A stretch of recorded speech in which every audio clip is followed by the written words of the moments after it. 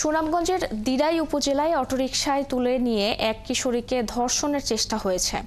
Autorickshaw থেকে লাফিয়ে পড়ে আত্মরক্ষা করে কিশোরী। আহত মেয়েটি জেলা সদর হাসপাতালে চিকিৎসাধীন। সুনামগঞ্জের দিরাই উপজেলায় বৃহস্পতিবার সন্ধ্যায় এই ঘটনা ঘটে।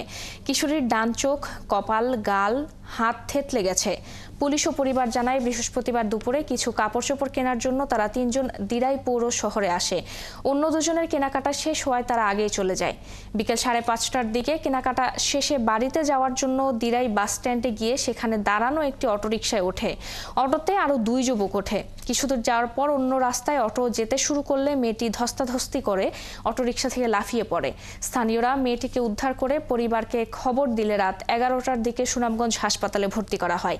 এ ঘটনায় জড়িত সিএনজি চালক ইমন খান ও মিটু মিয়া নামের এক যাত্রীকে গ্রেপ্তার করেছে দিরাই থানা পুলিশ।